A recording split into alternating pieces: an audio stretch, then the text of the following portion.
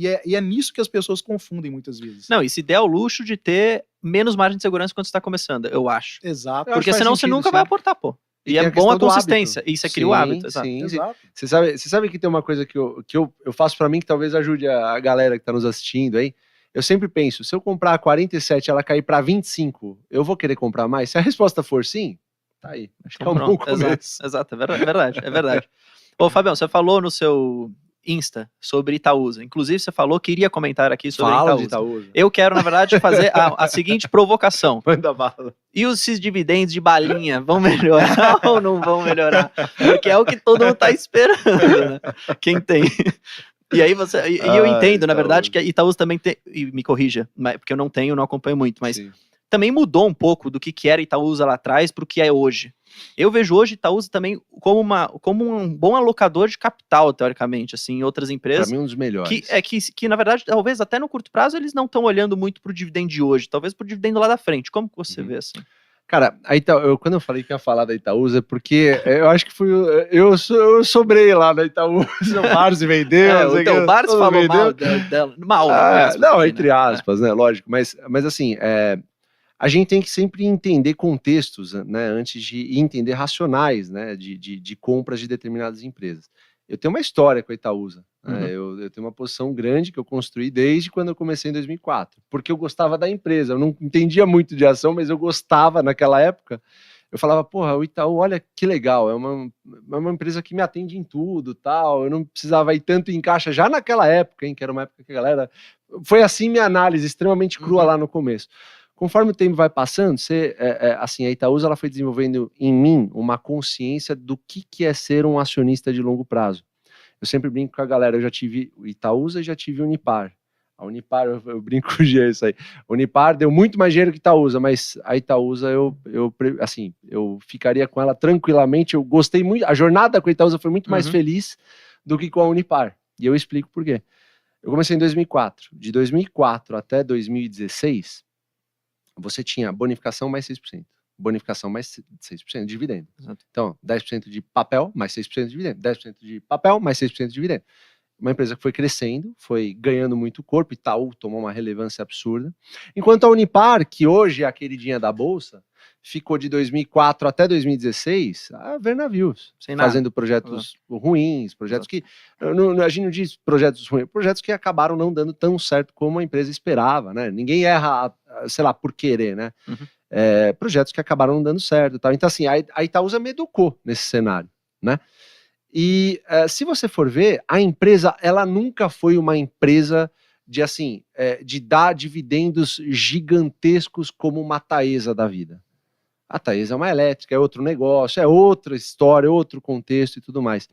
Só que o que ficou na imagem, especialmente das pessoas que estão entrando na Bolsa agora? Essas pessoas pegaram um cenário de Itaúsa em 2016, 2017, 2018, pagando R$1 e cacetada de dividendos, pagando 98 centavos de dividendo, mais bonificação. E na verdade ela nunca pagou isso. E ela nunca foi esse tipo de empresa. Ela fez isso momentaneamente porque estava rolando um excesso de um excedente de capital e eles não tinham o que fazer com dinheiro. Por que uma empresa distribui dividendo? Porque ela não tem onde alocar o capital de maneira melhor para o seu acionista. Ineficiente deixar tudo parado no caixa. Exatamente. Então ela fala, pô, o que eu vou fazer? Como é que o meu acionista fica melhor aqui? Como é que eu vou remunerar isso com empresas que obviamente têm uma característica e um histórico de boa governança, belíssima pagador de dividendos, um bom controlador, que é o caso da Itaúsa, né? Então ela fala assim, pô, o que eu vou fazer com esse dinheiro? Não, vou distribuir para acionista. Foi o caso de 2016, 2017, 2018. Então a galera que reclama das merrequinhas de 2 centavos e tudo mais, pega geralmente essa época e adota como se fosse o benchmark da Itaúsa. A Itaúsa nunca foi isso.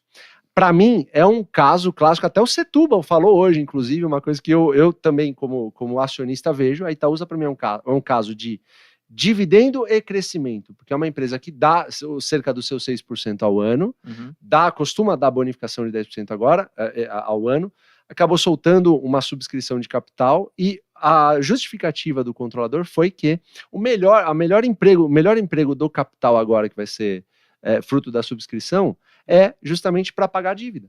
Esse é o melhor emprego que tem exigido do capital agora. Se o melhor emprego fosse comprar ação, a gente ia recomprar ação. Se o melhor emprego fosse dar dividendo, a gente ia dar dividendo. Por que ela não faz isso, então? Porque ela tem projetos bons no pipeline dela que vão fazer ela crescer gerando mais dividendos no futuro.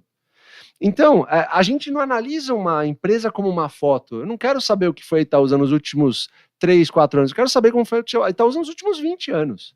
Agora, estou comprando Itaúsa. Hoje eu não estou comprando Itaúsa, mas tem um preço, e ano passado aconteceu isso, abaixo de R$8, alguma coisa que aconteceu, ela pagava muito mais de 6% ao ano de dividendo. Por que ninguém fala isso também? Então, assim, eu não quero... Que se dane, eu quero defender a Itaúsa aqui, porque eu sou acionista da Itaúsa, eu gosto da empresa. Eu não estou dando recomendação para ninguém comprar. Se você acha que o dividendo é pequeno da Itaúsa, não compre Itaúsa. Agora, eu sou acionista, eu quero ver a empresa bem, e eu sempre vi a empresa bem. Ela me educou no mercado de capitais. Brunão, estendi demais, mas eu preciso falar que tá bem. Não, tá ótimo. Então quer dizer, calma aí, então quer dizer que você não acha que a gente tá aqui de camarote. você não acha que é uma holding de chinelinho? Não, eu discordo do Barsi. O Barsi, assim, o Barsi pra mim é o Pelé dos negócios. É meu professor, meu mentor. Eu não tenho como falar mais elogios ao Barsi do que eu sempre falo. Mas, assim, eu acredito que o contexto do Barsi era outro nesse sentido. Ele tem posições maiores em outros 2 bancos, no caso, o Banco do Brasil, o Santander, e não tinha uma posição tão grande de Itaúsa. E ele acabou se desfazendo. E ele tem um racional que deve ser extremamente respeitado. A galera, Brunão, é muito, muito emotiva. Então, assim, o Barsi fala que, pô, ele não compra por causa disso, e a galera replica. Vai saindo como se fosse só o que posso fazer. Eu fico imaginando a galera, tipo assim, aí a gente vive falando isso nas nossas lives. O Barsi falou que comprou o IRB. O Barsi, ele tem um capital gigantesco, ele já passou por tanta coisa, ele tem uma paciência que você que tá desse lado aí, tá começando agora, não tem. Exato. O IRB, ele estudou isso. Vamos supor que o IRB dê certo daqui a 9 anos. Será que você que tá em casa, que comprou IRB, vai aguentar ficar 9 anos? Eu duvido. A maioria perdeu. Eu duvido. Não, e ele, de novo, ele tinha, como você falou, o capital dele não tava só em IRB. Um pouquinho. Tem um monte de gente que colocou tudo em IRB. Não, só porque, aí, o cara coloca tudo. Aí você vai perguntar, o Barsi tem 0, não é nada, exato. Brunão, ó, uma coisa que eu falo pra todo mundo que tá nos assistindo agora, a gente deve ter ações na nossa carteira que a gente gostaria de levar pra guerra. Porque em algum momento vai dar coisa errada, em algum momento as empresas não vão performar de uma maneira tão boa, em algum momento vai ter algum erro em algum projeto. Então sempre pensa antes de comprar uma ação, pô, se essa empresa cair pela metade dos dividendos, eu vou estar na guerra com ela, eu vou estar comprando mais, eu vou aumentar meus aportes. Eu tenho o Barsi me ensinou a ter um objetivo em meta em número de ações. Eu não atingi minhas metas em número de ações da Itaúsa ainda. Então, caindo mais, eu estarei lá fortificando minha posição. Essa é a minha opinião, ninguém tem que concordar com isso. Isso é o legal do mercado de capitais.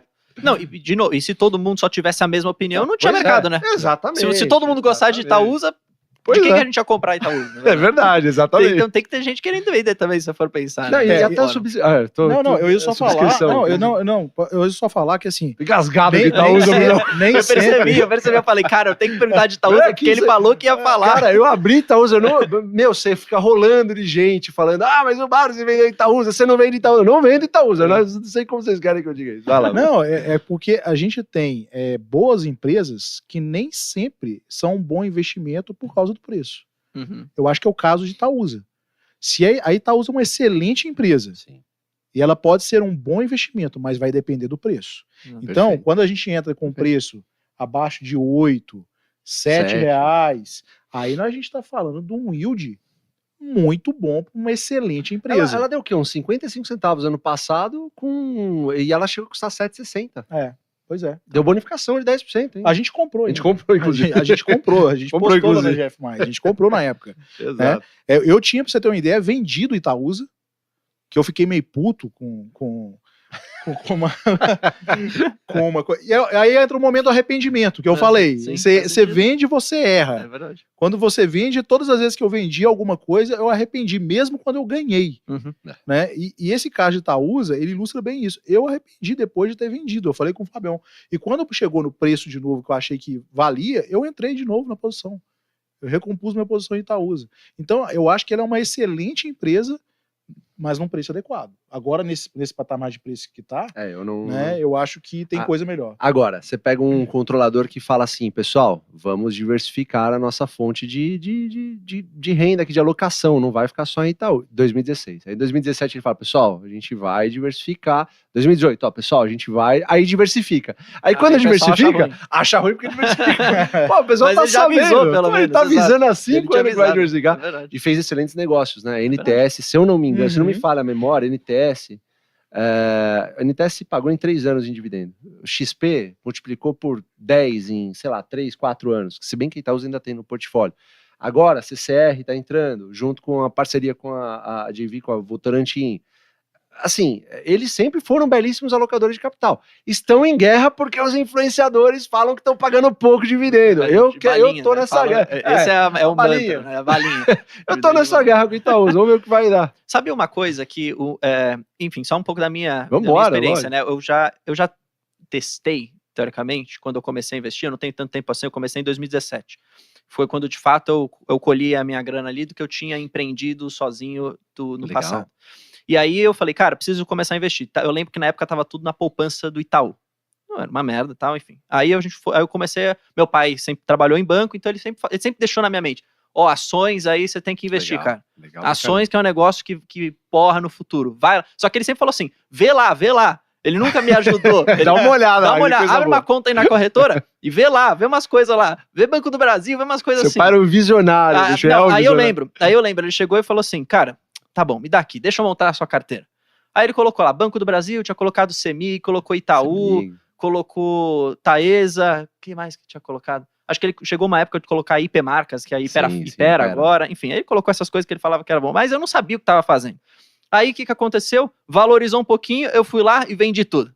Olá. Aí eu falei, calma aí, então a estratégia é eu comprar e vender. Ele falou o quê? Não, eu nem avisei ele. Ainda bem, eu nem avisei ele. Fica maluco. Aí eu, enfim, comecei com esse negócio de ficar comprando e vendendo. Só que aí começou a entrar na minha mente, não aquela visão que ele queria me passar, que era se torne sócio de um negócio. Começou a entrar na minha mente naquela época a questão de olhar um número, só uma cotação. Perfeito. Que aí eu comecei a ver que eu estava me dando errado. Quando que, na verdade, eu percebi, e na verdade eu tive mais certeza, assim, que, você tem que se tornar sócio de um negócio que existe. Quando eu fui a primeira vez, em 2018, que eu fui para Bonito, a gente foi de carro, e passando ali nas fazendas, na estrada, na verdade, você tem as plantações de eucalipto gigantescas da Suzano. Todas as terras ali são da Suzano. E uma fábrica, enfim, que agora, na verdade, está construída, mas você tinha outras áreas ali. Você fala, cara, isso